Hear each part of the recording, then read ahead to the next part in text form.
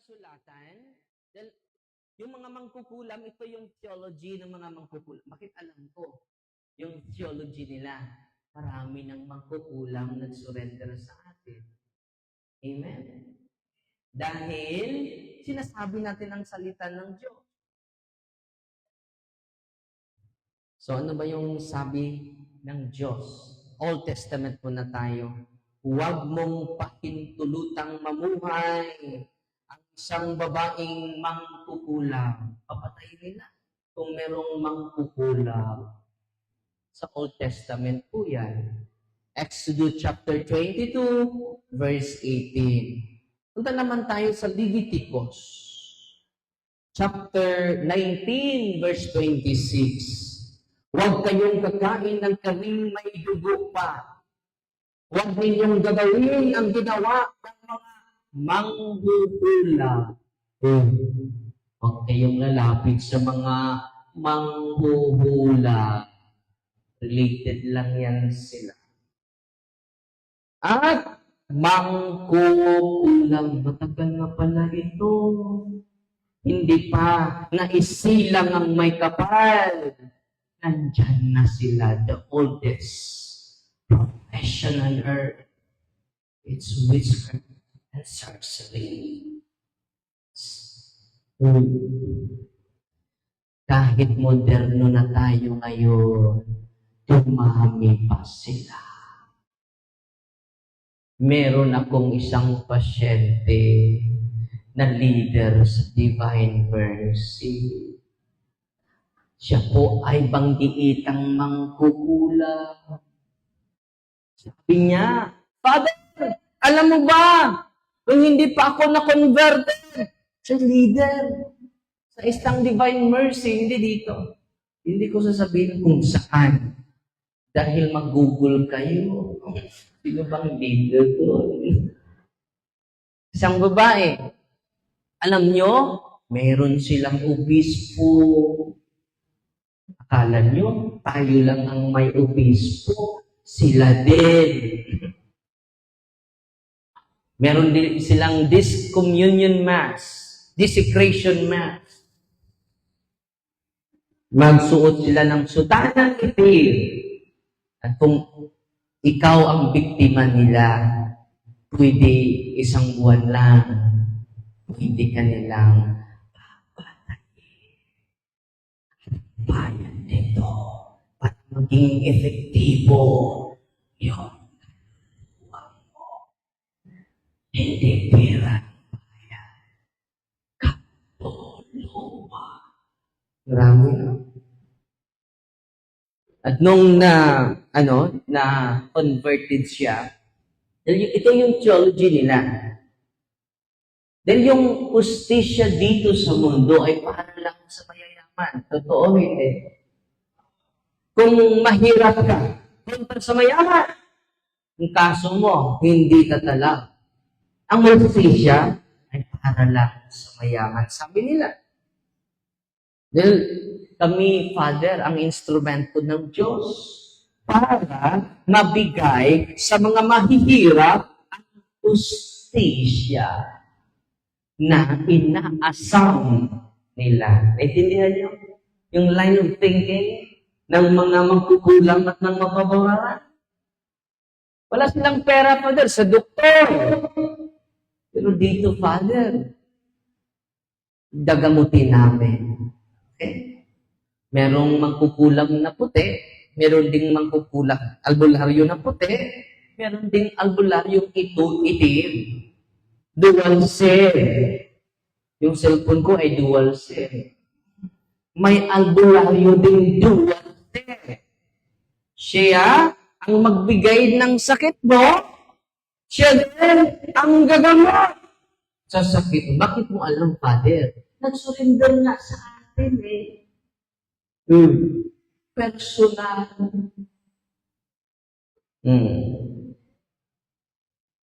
So patuloy tayo, mga kapatid.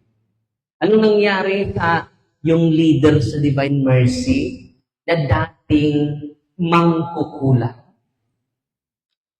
Sinabihan ko siya, i-renounce mo yan.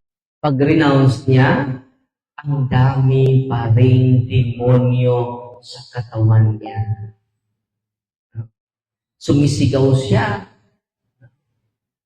Hindi siya makatitig sa ating mga mata. Akala ko, yung all practices niya. Anong sabi ng banal na kasulatan? Patuloy tayong magbasa, mga kapatid. Sa Leviticus chapter 19, verse 31, huwag ninyong babalikan ang mga inaalihan ng mamasamang espiritu ni ang mga magkukulang. Huwag ninyong hanapin na magpakahawa sa kanila. Ako ang Panginoon na inyong Diyos. Grabe, no? Huwag niyo silang lapitan. Marami sa atin lumapit sa mga mangkukulang albulahe. Patuloy tayo. Sa Leviticus chapter 20 verse 6, ang taong magbalik sa inaalihan ng masamang espiritu. So yung sa likod nila ay masamang espiritu. At sa mga mangkukulang upang manalig sa ngayon, ay itititig ko ang aking mukha laban sa taong iyon at ihihiwalay ko siya sa kanyang bayan. Grabe. Nagagalit ang Diyos sa mga taong mangkukulang. Pero alam nila, yung theology na sa isip nila, sila ay ginamit ng Diyos. Hindi totoo yun. Ang Diyos ay hindi gusto sa mga mangkukulang. Bakit? Ang nasa likod nila ay mga demonyo, masasamang espiritu. Alam nyo, higit na sa 20 ka mga mangkukuram at mangbabarang, 20 to 30 ang nag-surrender sa office of healing and exorcism. Amen. Natutuwa ba kayo ngayon? Patuloy tayo. So, ngayon, simulan lang tayo ng misa para makasave tayo ng oras. Exactly 12, matapos na tayo. Then may kasal pa ako ngayong alas 2. So patuloy tayong magbasa. Punta naman tayo sa Bilang chapter 23, 24 verse 1. Samantala nang mapag-isip-isip ni Balaam na gusto ng Panginoon na pagpalain ang Israel, hindi na siya ng kulang. Ang kukulang pala si Balaam. Hindi na siya ng kulang katulad ng ginawa niya noong una. Sa halip, pumarap siya sa diserto. So, nag-surrender na si Balaam. Si Jacob ay hindi makakayang kulamin. Si Jacob ay hindi makakayang kulamin. Ang Israel na hindi maaaring sumpain tungkol sa Israel. Ito ang sasabihin ng mga tao. Ito ang gawa ng Diyos. At pagmasdan ninyo, kapag sakop tayo sa Kanya at susundin natin yung kalooban niya, ay hindi kaya ng mga mangkukulang na kulamin ka. Hindi kaya ng mga mangbabarang na parangin ka. Minsan, yung mga kinulam, marami kaming pasyente na kinulam. Yung lalabas yung mga pako sa kanilang bibig, susuka ng pako. 21 ka pako. Numero 5 na pako. Sinuka niya. Numero 4, kumplitong numero. 3, 2, 1. Meron pang extra umbrella nail. Sinabihan ko yung biktima, magsuka ka ng maraming pako para magtayo-tayo ng negosyo, hardware. awan ng Diyos, okay na siya ngayon. For 2 years, meron siyang karamdaman na walang finding sa doktor. Hindi naintindihan ng mga dalubhas. Pero nung lumapit siya sa reception of the Holy Eucharist, ngayon ay gumaling na siya. Amen? Natutuwa ba kayo ngayon? No? Hindi matablan si Habakkuk sa mga sumpa dahil sakop siya sa bayan ng Diyos. Mali po yung tanong na, Father, sino po ang nagkulang sa akin? Mali po yun. Kapag matrace natin, baka mag-revenge ka. Ang right question is, hindi po yung sinong nagkulam sa akin. Ang right question is, bakit natablan ka ng barang? Bakit natablan ka ng ulam? Yan ang right question. Bakit matablan tayo? Kahit nasa simbahan tayo. Bakit? Lapit tayo sa mga albularyo eh. Anong Tagalog ng tutho? May kasama pang plema. Huwag kang maligo ha, 3 araw. Bakit itong plema? Nasa ulo ko ang baho. Only water. Lalapit tayo sa mga okultista at meron pa tayong mga habako amulets, mga bala na sa ating anong tawag sa Tagalog? Hawak? Ano? Hawak pa rin? Balingtuwak? Hawak? Ayun na. Sunod. Nasa Biblia pa tayo, ha? Punta tayo ngayon sa Old Testament yun. Punta tayo sa New Testament. Dahil maraming naniniwala na yung mga mangkukulam ay instrumento ng Diyos. Hindi! Kaaway sila ng Diyos. Malinaw na malinaw sa banal na kasulatan. Amen? Naniniwala ba kayo sa salita ng Diyos? Mapatuloy tayo. Dito tayo, ang dami eh. Hindi tayo matapos ngayon kapag Old Testament lang ang babatayan. Punta tayo sa Bagong Tipan. Sa New Testament. Ito ang pahayag. Ang dami din. Ito ang pahayag ni Apostol San Pablo. Kasali pa lang mangkukulam dito. Sa Revelation chapter 9 verse 21, at sila'y hindi nagsisisi sa kanilang mga pagpatay o sa kanilang pagkukulang. Makapatay sila. Hindi nila pinagsisihan iyon. Bakit? Instrumento kami, Father, sa Diyos upang mabigay sa mga mahihirap ang kanilang inaasam na justisya. Mali pala yun.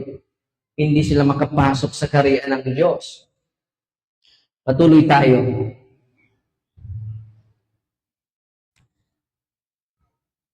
At ang liwanag ng ilawan ay hindi na tatanglaw sa iyo. At ang tinig ng lalaking ikakasal at ang babaeng ikakasal ay hindi na maririnig pa sa iyo. Sapagkat ang mga ngaral mo ay dating mga pangunahin sa lupa, sapagkat dinaya ng iyong pagkukulang ang lahat ng mga bansa. Ano to? Dinaya nila sa pamagitan ng pagkukulang ang lahat ng mga bansa. Alam niyo ba, doon kahit sa first world country, sa Italy, may 3,000 ka mga mangkukulam. First world country po yun. Ano na tayo? Third world. At yung pari doon sa Italy, mga 300 daw. Yung mga kukulang, at isa lang ang exorcist na acting. Paano natin kukontrahin yun? Ang dami. Di ba? Paano natin you? Amen? Now you are empowered by Jesus because you are baptized. Naka-receive na ba kayo ng bautismo? Amen? Naka-receive na ba kayo ng sacrament of confirmation? Nag-receive na kayo ng sacrament of reconciliation? Hindi sumagot ang iba. Wala puso yun, Father. Yung confession, grabe yun. Higit pa yun sa exorcism. 1,000 times. Ganyan kamangyarihan ang sacrament of reconciliation. At every Sunday, you receive the Holy Eucharist, the source and summit of our Christian life. Ano ang Eucharist? The summit and source of our Christian life. Ito po. At lahat ng pari ay makapagbigay sa inyo ng sakrament. Because all priests are healers. Natutuwa ba kayo ngayon? Ano ang mga pari? Silang lahat are healers. Kaya nga, hindi ako magpalapit sa inyo. Hindi naman ako ang sakramento eh. Jesus must increase. I must decrease. Amen? Yung sacrament, higit pa yun kay Father Darwin. Abo lang ako. Amen? Kung may sakit ngayon, lapit ka sa sacrament. Lahat ng kasalanan mo ay pagsisihan natin. Yan po ay sacrament of healing. Every time mag-heal si Kristo, anong sasabihin ni Kristo? Anak, tumayo ka. Dalhin mo yung higaan mo. At pinatawad ka na. Sa entrance fee ba ang simbahan? Wala. Sasabihin ba ng pari, sakristan, bantayin mo yung tao hindi nagbigay ng sa kanila. Pulipot yan eh. Ano ibibigay natin? Buto ni Kristo. Hindi katawan. Ka sa koleksyon or hindi. Katawan pa rin ni Kristo ang matatanggap natin lahat. Amen. Sa mga may sakit ngayon, dagdagan nyo yung oras, araw sa pag-receive ng katawan ni Kristo, the source of healing. Amen. Natutuwa ba kayo ngayon? Iwanan niya yung mga habak ninyo, anting-anting ninyo, na hindi matablan sa bala, hindi matablan ng itak. Sa demonyo po yan. Patuloy tayo mga kapatid. So, nandito sa New Testament, ha? Punta naman tayo sa Church Fathers. Anong sabi nila patungkol dito? Okay. I-quote ko muna si unahin natin i-quote si Saint Ephraim, the Syrian. Sabi niya, beware of making potions. Gayuma. Bago lang ko pupunta sa Sikihor, may love potion doon. Ipinagbili, tag 300. Binibidyuhan ko, yung mga followers ko, Father, bilhan mo ako ng isa. Beware of making potions. Totoo na may gayuma at marami kaming biktima sa mga gayuma na pumupunta sa office natin na they are liberated from curses. Yung gayuma ay curses po yun. Marami ng pamilya na winawasa dahil sa gayuma. Personal na experience ko po yan. At how to protect ourselves from this. Ready na kayo? Ready na kayo? Okay, patuloy tayo. Beware of making potions, casting spells, telling fortunes, making stewards of talismans, yung mga talisman na sinusuot nila, or wearing those made by others. These are not storages, but bonds. Naging isa ka sa kanila. Meron kang covenant nila. Beware of them. Sino nagsabi? Isa sa mga church fathers natin. Ang dami kong nakikita na mga may agiman, may talisman, may mga mutya dito to attract more financial blessing. May mga bato na sinusuot. Kapag susuot ka ng mga batong ito, lalapit sa iyo, swerte. Ito, pampira ito, bibili ka naman. Superstitious belief. Paano ka i-bless sa Diyos na tamad tayo? Amen? Si St. John Chrysostom. Anong sabi ni St. John Chrysostom? Ito ang sabi ni St. Mga 3rd century po ito. Sabi niya,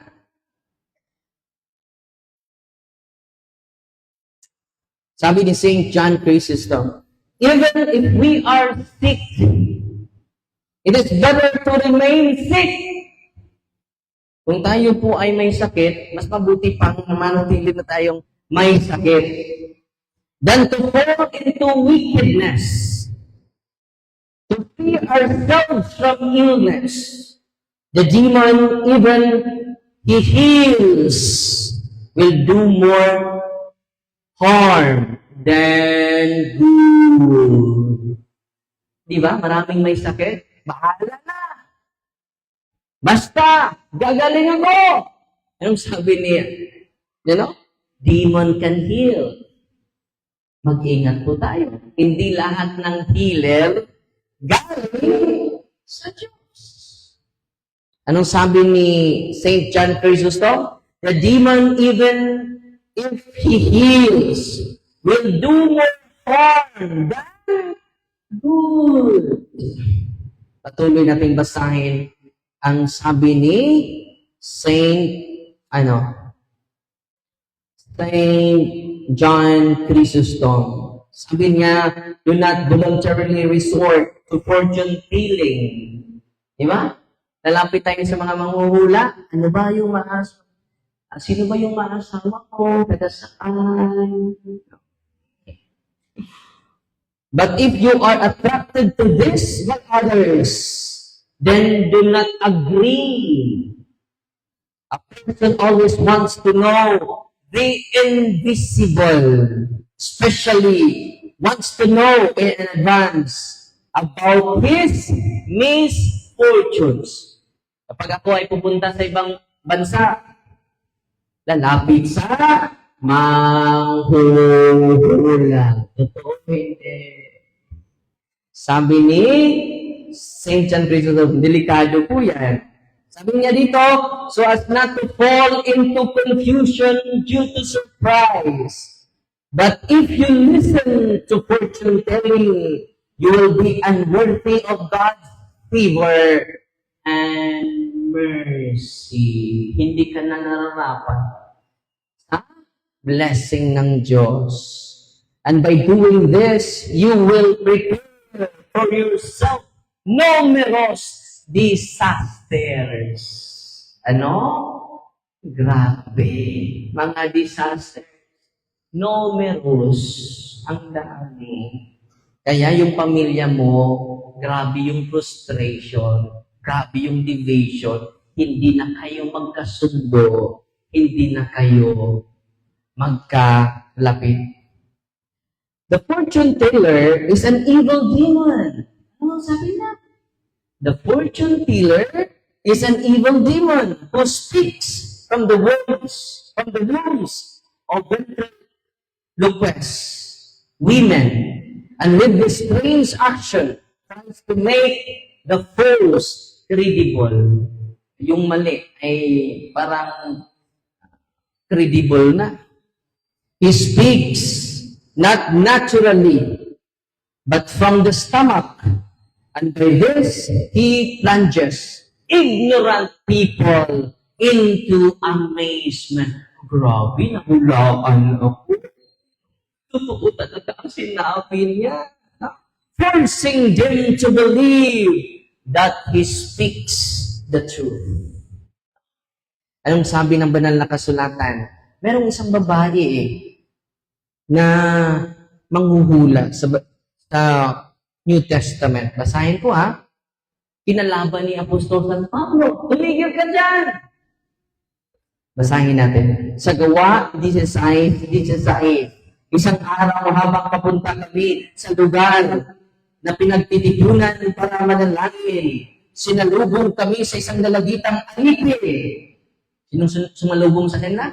Dalagitang alipin. Ang dalagitang iyon ay sinasangiban ng masamang espiritu na nagbibigay sa kanya ng kakayahang manghula. Ano ang gift niya? Ano yung power niya? Preternatural power niya? Kakayahang manghula.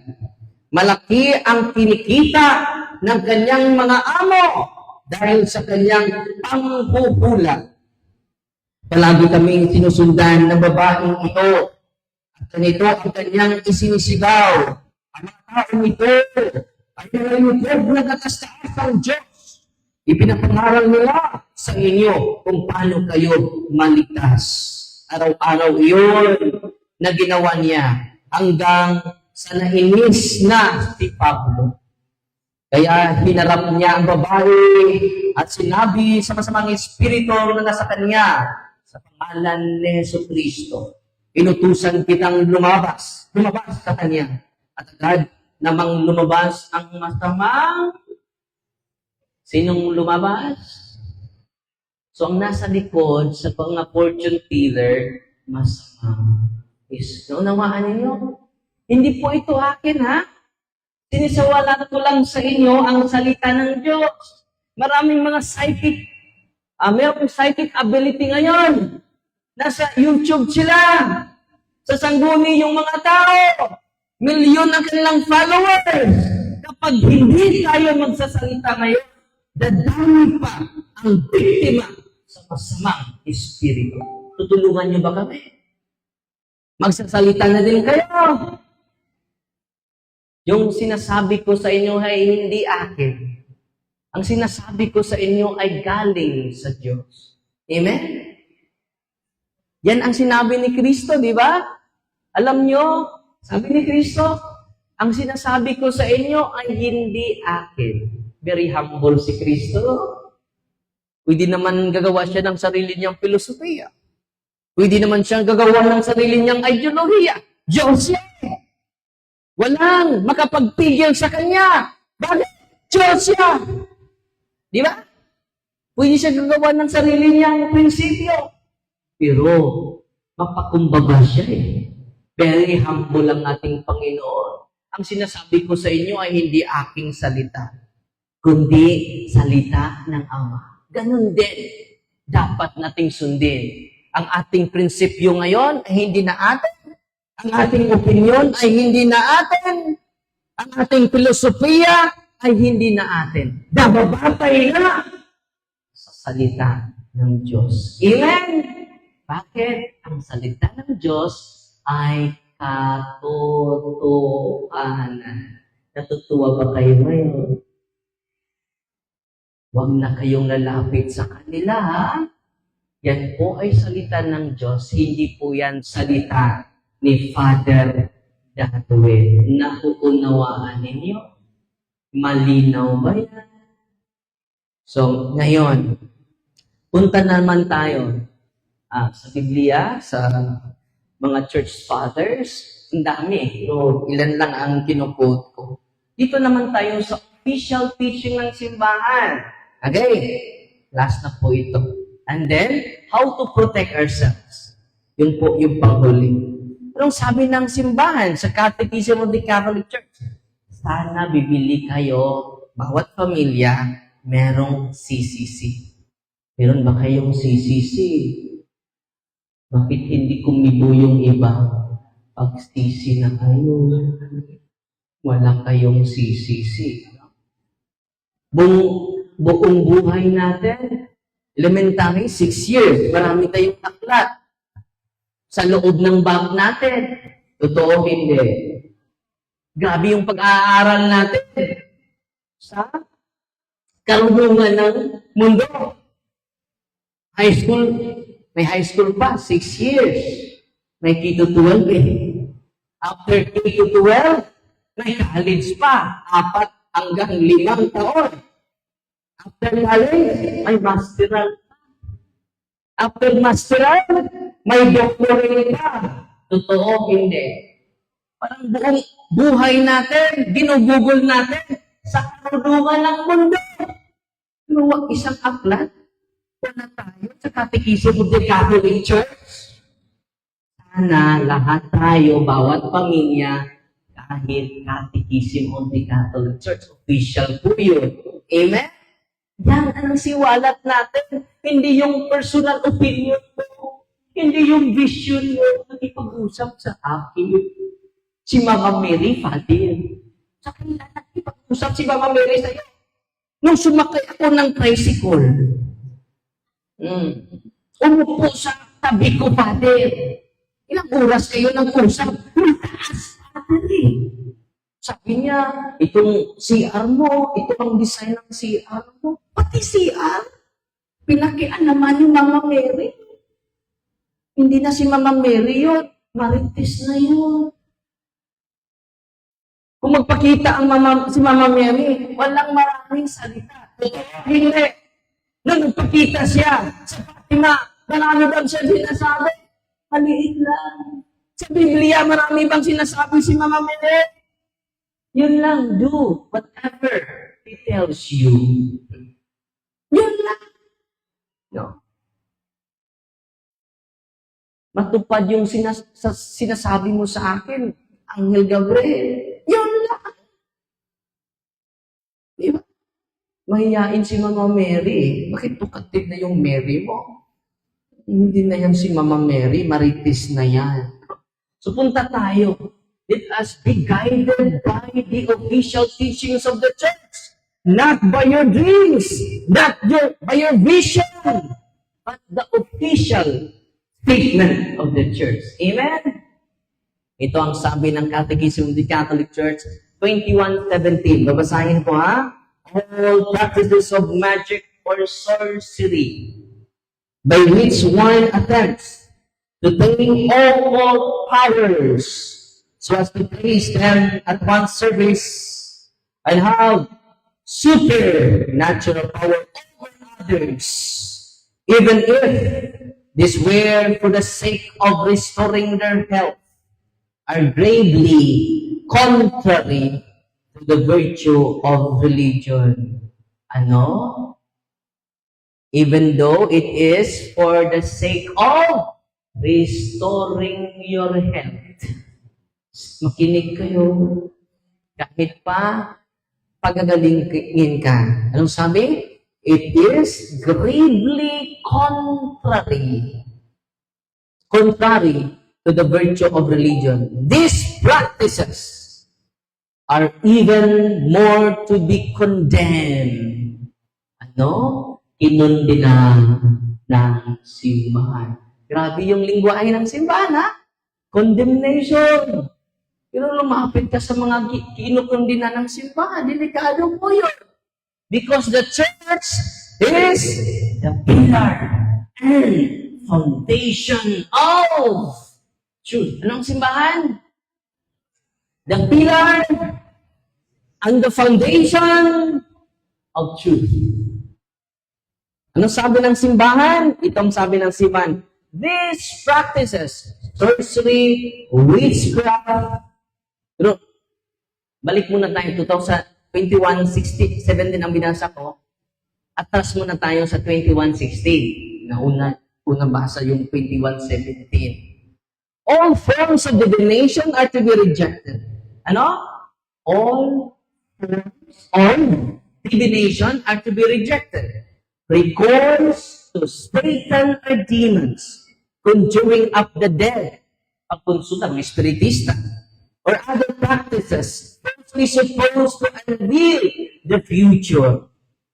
A fortune teller, consulting horoscopes. Sabi pa na ang horoscope. Ano ka ba, Virgo? Ano pa yung iba? Cancer? Ulcer. May ulcer ba? Wala. Astrology, palm reading, interpretation of omens and lots. The phenomena of clairvoyance, mga manguhula. And recourse to mediums, yung mediums ay papasukan ng mga iba't ibang espiritu. Sasapi si Mama Mary, sasapi si Papa Jesus, sasapi ang banal na espiritu, sasapi ang Diyos Ama, sasapi sa iyo si Anghel Gabriel, mga anghel sasapi sa iyo. Mediums po yan. Sa demonyo po yan. Okay? So, follow and subscribe ang YouTube channel natin. Then, dinidiscuss natin ito. Hindi natin kaya i-discuss ito lahat. So, binabasa ko lang ang official statement ng simbahan para marinig ninyo. Okay? At basahin nyo ulit sa pag-uwi ninyo.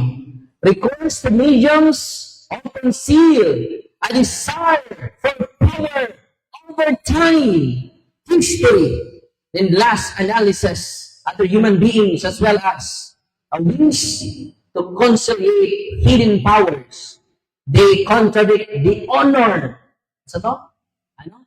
They contradict the honor, respect, and loving fear that we owe to God alone. Patuloy nating basahin ang 21:17.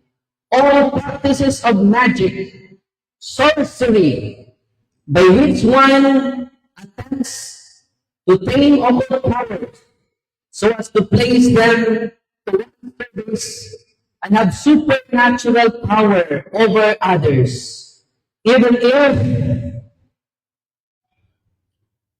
this were for the sake of restoring their health, are greatly contrary to the virtue of religion.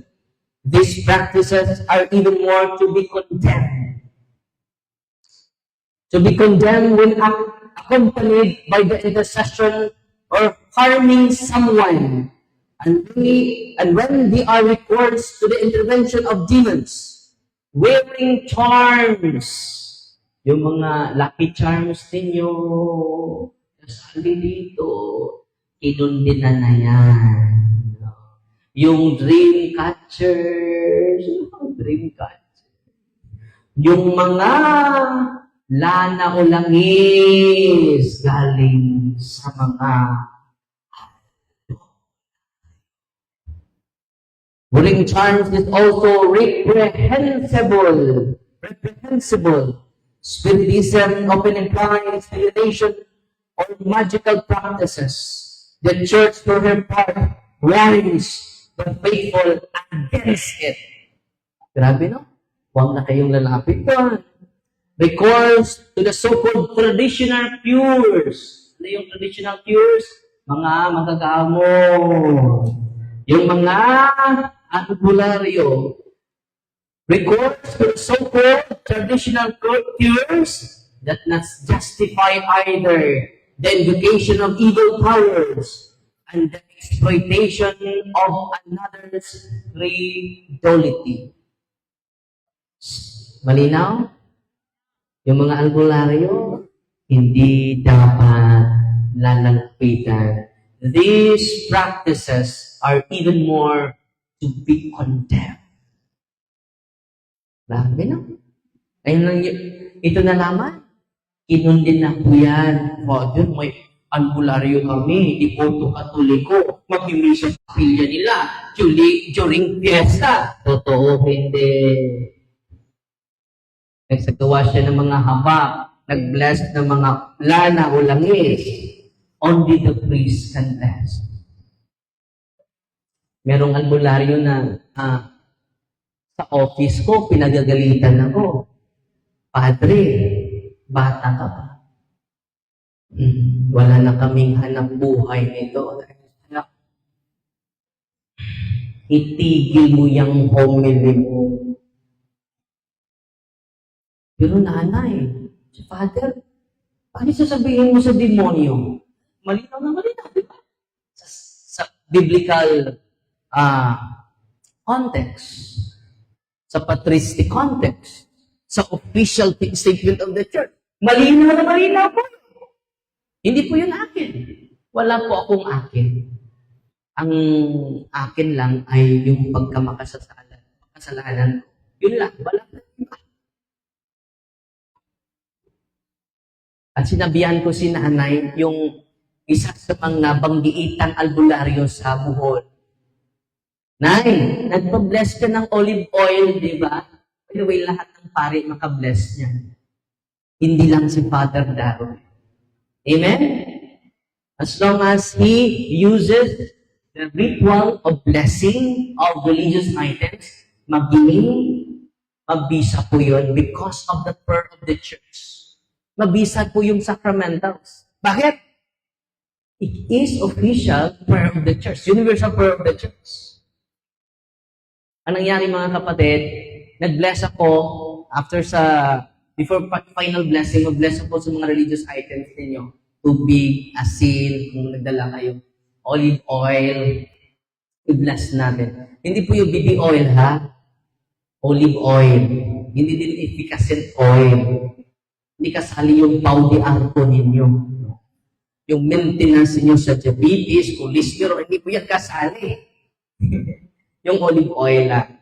Alam mo, after sa blessing, sabi ko ni nanay yung albularyo, Father, paano sa demonyo itong kapangyarihan ko na katigista ako, Father? Pangalawa, Father, lagi ako nagsasamba. Ito lang minsan, nagsasamba ako. Paano sa demonyo ito? Ang patron ko, Father, ito, si San Vicente Ferrer. Malaki yung San Vicente Ferrer, antique. Lagi ko nagro-rosaryo, Father. Paano yan? Paano ma-reconcile? Yung mga taong lumapit sa akin, tinanggihan na ng doktor. Gumaling! Sino nang malapitan nila, Father? Sabi ko, palapitin niyo sa sakramento, confession, anointing of the sick, and then the Holy Eucharist. Yun po ang paraan ni Kristo. So, tinanong ko siya, yung pagkakatigisa mo na hindi yun sa demonyo. Yung pagsamba mo araw-araw, hindi yun sa demonyo. Yung devotion mo ni San Vicente, hindi yun sa demonyo. Yung pag-rosaryo mo, hindi yun sa demonyo. Nay, tapatan mo ako. Kailan ka nagsimula ang gamot? Kung malapit na mamatay si Lola, pinasa niya Hindi siya mamatay kung hindi niya mapasa. Yan ang sa demonyo. Nanawaan ninyo? Sino bang nakatanggap ng pasalod? Dito. Yan ang sa demonyo. Nanawaan ninyo? Pag-uwi niya sa bahay ni nanay, ininom niya yung holy and exorcise oil na bago na bless natin. Pagkagabi na, ininom niya yung holy and exorcise oil. Anong nangyari? Nawala siya sa sarili niya at yung mga demonyo sa loob ng katawan niya din si nanay ay walking possessed. Yung kapangyarihan niya sa paggamot, talaga yung sinabi ng Biblia, masamang espiritu. At sabi ng mga nag-chat yung mga demonyo sa akin, uy, high-tech na mga demonyo, gumamit na ng messenger. Sabi ng mga demonyo sa chat ko, Darwin, huwag ka nang babalik sa parokya namin. Tinutunsyon niyo kami. Alam mo ba, Darwin? Hindi yan mag-Father Darwin. Alam mo ba yan, Darwin? Alam mo ba, Darwin? Matagal na kaming nananahan sa kanilang mga kaninunuan, sa kanilang great ancestors. Amin na po ang kanilang angkan. Darwin, kapag babalik ka sa aming parokya, papatayin namin siya. Kailan siya na-torture? Si nanay, nung ininom niya yung sacramentals ng simbahan. Grabe. Kaya nga mag-bless ako para sa inyo to protect us. Ang pinakamabisang protection is the sacramentals of the church. That's the wisdom. Why the church instituted the sacramentals, the holy and exorcised water, the holy and exorcised oil, the prayer of deliverance are sacramentals of the church. Amen? Natutuwa ba kayo ngayon? Plus the sacrament of Christ. Pwede ba kayo makadeliverance? Pwede. As long as, condition lang, page 12, 22, sa Handbook of Father Sikea, Deliverance Prayer, page 22. Anyone can do deliverance. As long as, anong kondisyon? You are practicing Catholic. Ano? Ang kondisyon? You are practicing. Hindi nominal Catholic. Dahil may 3 membro ang Katoliko. Ilang membro sa Katoliko? 3. Una, yung mga CWN, Katolikong Waitingaw, yan lang dyan nasa misa. Kahit walang misa sa samba pa rin. They're called Maximal Catholic. Anong tawag sa sila? Maximal Catholic. Pangalawa, yung mga Katoliko na nakikita lang during may patay. TBL, kasal, bunyag, lubog, living. Makikita lang ng mga taong ito kapag may kasal. Bakit makikita mo mga taong ito? Dahil may kainan, habang, mga Kristiyan, mga Tiyanos. Anong tawag nila? Catholic. Ang tawag nila? So makikita lang natin sila kung may kasal, binyag, at libing. Pero merong pangatlo, kahit may kasal, nandun lang sa labas. Hindi papasok sa simbahan. Kung may binyag, nandun lang sa labas. Nakikichismis. Okay, merong libing, nandun lang sila sa labas, hindi papasok. Ang tawag nila, animal. Anong tawag sa mga hindi papasok sa simbahan? Animal. Magma-market preaching ako sa parokya ko. Sasabihin ko sa mga tao doon hindi pumasok sa simbahan, magandang araw mga animal. Yung mga hindi papasok sa simbahan, mga animal yun. Kapag nakita na kabayo pumasok sa simbahan, hindi. Yung aso lang. Kaibigan ng tao. Ngayon mga kapatid, anong kondisyon? You are practicing Catholic. Ano ba? Ano ba patatandaan na practicing Catholic tayo? Yes. Ano ba yung yes? Confession. Pinakamabisa po yun. Sunod. Adoration. Harap ka sa adoration. Sa Blessed Sacrament, receive the enlightenment, guidance, and inspiration. I-renounce mo lahat ng superstitious belief mo. Lahat ng mga occult practices mo. Paglapit ng mga manghuhula, paglapit ng mga magkukulang, paglapit sa mga mamabarang, paglapit sa mga albularyo. At sa pag-receive ng kanilang mga amulets, mga langis, i-renounce mo lahat. Ang daming gagaling. Ready na kayo? Ang daming gagaling. Alam nyo, dun sa Cebu, may stage 4 liver cancer. Hindi siya makatayo. Hirapan pagtayo. Stage 4 liver cancer. Nakikinig lang siya at dahil sa katotohanan na pakinggan niya, buong puso siya nirenounce na lahat ng mga habak niya na sa kanyang katawan. Nangungumpisal silang lahat sa family members nila. Hindi sila nakalapit sa akin. Ang daming tao. Sinunod na nila at isinabuhay ang katotohanan. Nagpakasal sila sa bahay. For 100 years, wala pa silang kasal. Sabi niya, bago ako mamatay, mas mabuti tatanggapin natin si Kristo ng buo. Para kung ako ay mamatay, handa na ako na makiisa sa Diyos. So, tinatanggap ko na ang sakramento. Nangumpisan ng pa-anointing of the sick, lagi siyang sumasamba. Receive Jesus sacramentally. The summit and source of our Christian life. Amen? Alam nyo, without major operation, dahil wala silang pera, tinanggal niya lahat ng mga amulets sa katawan niya. Kumusta na siya ngayon? Completely healed siya ngayon. At nagpa-interview pa siya sa pari nila, si Father Rudyard, sa Archdiocese of Cebu. Ang interview niya ay sa Facebook at YouTube channel ni Father Rudyard sa Isang Bingay. Isa siyang Isang Bingay. Nandun siya. Sabi niya, Father, salamat. Nakikinig lang ako nung pagpunta ni Father. Hindi siya nakalapit sa akin. Bakit? Mas makapangyarihan pa ang sakramento sa akin. Naunawaan ninyo? Go to the sacrament.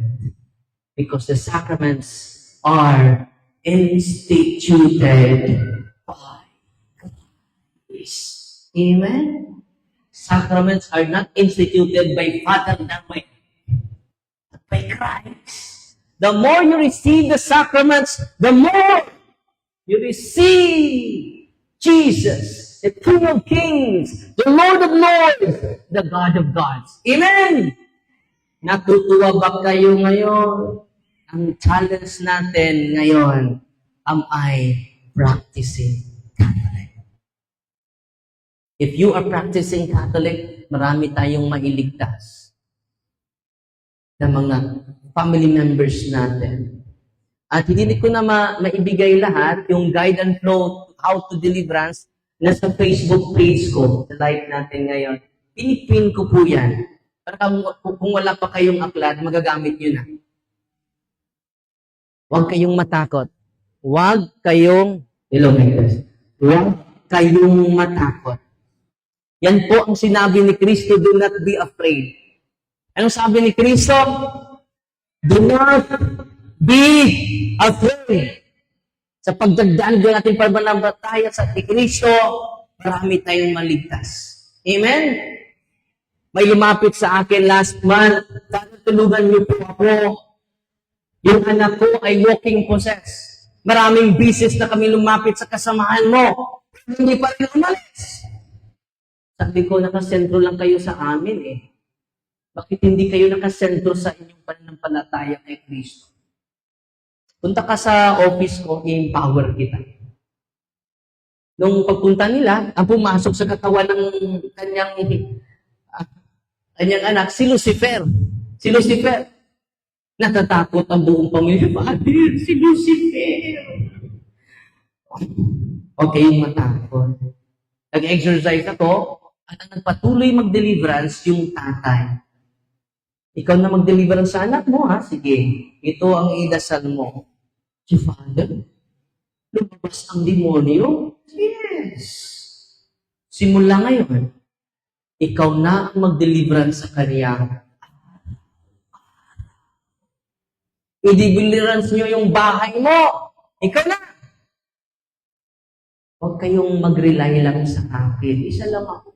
Kung nandito ako sa office, wala ako sa inyo. Kung doon ako sa inyo, wala ako dito. Naintindihan mo.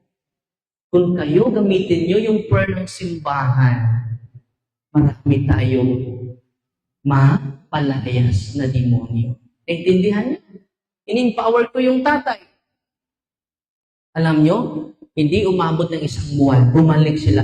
Father, salamat. Naniwala ang demonyo sa akin. Anong sabi niya? Naniwala ang demonyo sa akin. Ang Ebanghelyo last week, nung sabi ni St. John, Lord, mayroong hindi kasama natin, Lord. Ginamit yung pangalan mo. Nag-preach din sila sa pangalan mo. Nagpalayas din sila ng demonyo sa pangalan mo. Anong ginawa mo? Pinuna ko sila. Tinigil ko sila, Panginoon. Anong sabi ng Panginoon? Huwag niyo silang pigilan. Alam niyo ba yung reflection ko dyan? Anong reflection ko dyan? Ito. Handa na kayo? Okay na eh. Kung ang nasa labas ay nakapagaling ng may sakit, gamit lang ang pangalan ni Kristo. Kung ang nasa labas ay nakapalayas ng demonyo, galing sa pamagitan ng pangalan ni Kristo, lalong-lalo na tayong nasa loob, dubli ang kapangyarihan natin. Bakit? Nasa loob tayo ng tunay na simbahan. Amen? Nakapagalinga yung nasa labas. Nakapalayas nga ng demonyo yung nasa labas. Tayo pang nasa loob. Amen. Increase your faith. Do not be afraid using the prayer of the church. Ang daming mailigtas natin. Handa na kayo? But go to your place. Practice cares. Confession, adoration, rosary, Eucharist, sacramentals. Yan po. Natutuwa ba kayo ngayon? Hindi ko na ma-discuss lahat. Pasensya na kayo. Wala na tayong oras. May kasal pa ako. At before sa final blessing, mag-bless ako sa lahat ng mga religious items ninyo. Huwag na kayong lalapit. Diyan lang kayo sa upuan ninyo. Okay? And then, mag-consecrate ako sa mga senses ninyo. At sabay tayo mag-renounce sa lahat ng mga superstitious belief natin. At kung may mga habak kayo, amulets, isurrender nyo na ngayong araw na ito. God is more than enough. Amen?